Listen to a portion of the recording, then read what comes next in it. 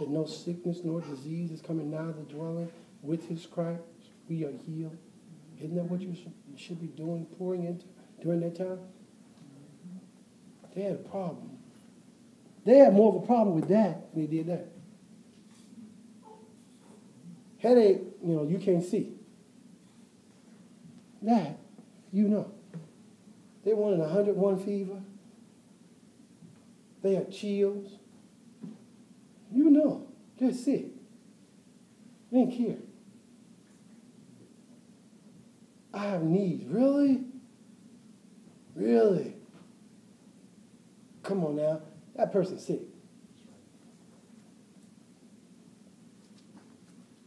I'm talking about what I know. I'm talking about what I heard. I'm talking about people who I've dealt with that have gone through that. And that was a problem. The fact that the person was sick. And don't let it be a debilitating sickness. Or they've actually had to have a kidney removed, or they've had cancer radiation, and they were down for 3, 4, 5, 6 months. He was stepping. And so was she. They weren't staying around. Because they felt, I got this. I can't deal with this. But you said in your vow, what was the vows we went over?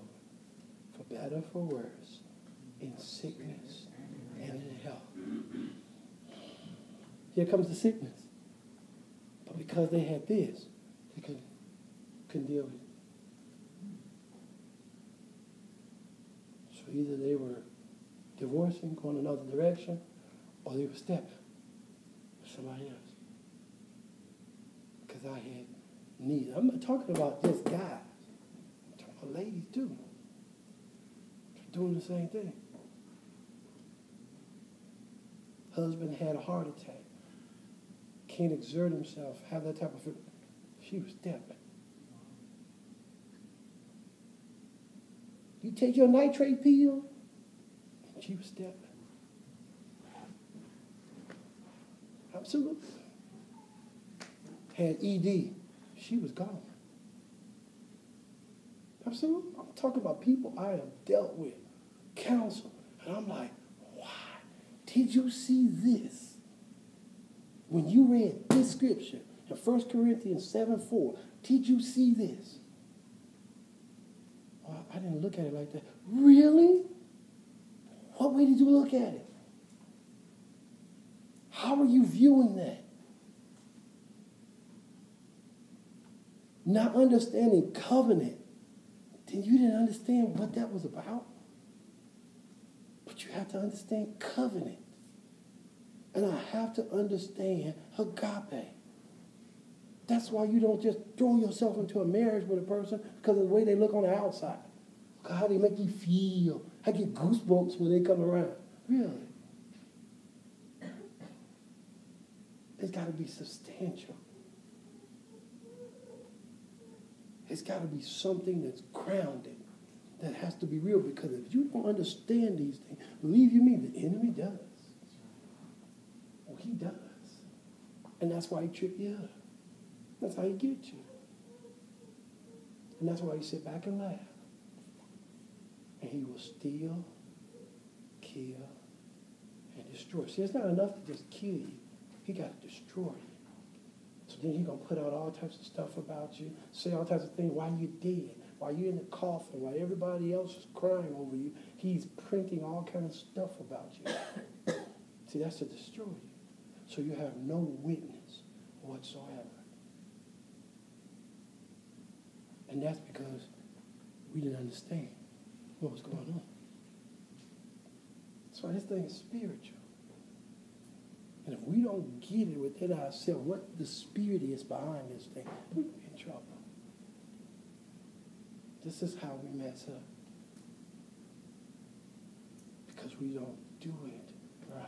With the right perspective, with the right mindset, with the right thought. We just going into something, and it's all fleshly. And we make a mockery of it because we don't understand covenant and agape. Because if I understand covenant and agape, what that's all about, I don't miss this. miss it. And I won't make these excuses. Not excuses. These things are legitimate. If this is legitimate, then even though that's my body, I want my body around for a long time. So I'm going to minister to it. That's my body. I want it around for a long time. I told my wife, like I said before, I'll have no teeth in my mouth.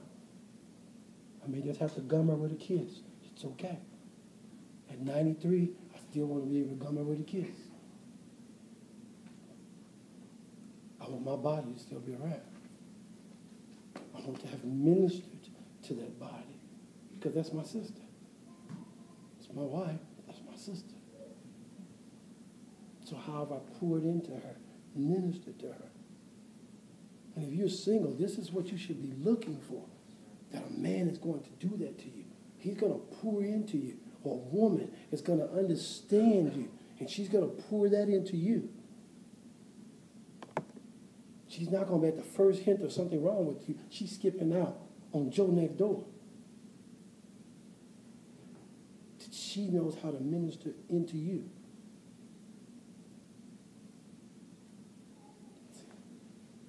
These are things that need to go on. These are things that need to happen. And that's what's not going on. This is why marriage, especially in the church, is so under fire. Because we're not understanding the spiritual ramifications of decisions that we make and how it's affecting us spiritually. We're always looking at the outward appearance. There's a deeper thing in that, spiritual. Every decision has a spiritual ramification. And every time you do something, it affects you spiritually. Oh, you may not reap it right then, but it's coming up. The enemy then sowed them tares in you, along with your wheat. And now you're looking at your harvest, and it's sparingly. Y'all got to get that parable Jesus talked about. You have to understand it's spiritual. And in marriage, it's definitely spiritual. Because the spiritual power that comes in a marriage. One could put 1,000 to flight. How many can two put to flight? How many? Why? Why is one 1,000, but two 10,000? Why are you 10 times stronger with another person? That person being added to your life made you 10 times stronger. Together. It's not like 5,000 for me, 5,000. No, all I got is 1,000 by myself. But when I couple up, we got 10,000. We're 10 times stronger. Well, it's not 1,000 plus 1,000. We only got 2,000. No. Look at the ramification of that couple together. Married couple. Not just anybody. Married couple, both in Christ, both functioning in the things of God. You got 10,000 demons y'all can put to flight. You think all the hell is not afraid of y'all? Yes, they are. And that's why they want to tear this thing down. That's why they want to mess it up. That's why they want you to miss out on it. Because they understand the power that you have, but you don't. I tell y'all this all the time. You got a 357 and you going bang, bang, pull the trigger, blow his head slap off. But we think we got a cap gun. Bang, bang, bang. He's not playing. He's got a sword and he is cutting you left and right. And you still going bang, bang, bang. And God said, I can't get 357. Fully loaded. Pull the trigger. See, he can't pull the trigger for you. You got to do it. He teaches you, he trains you, he instructs you, he grows. He said, now, pull the trigger. That's all you got to do. So when he comes up, don't even hesitate. Pull the trigger. Get one of them guns with a hairpin trigger. Pull the trigger. You just barely touch, pull it head off. There's no accident when it comes to the devil. Amen. No such thing. Because he's coming for a purpose.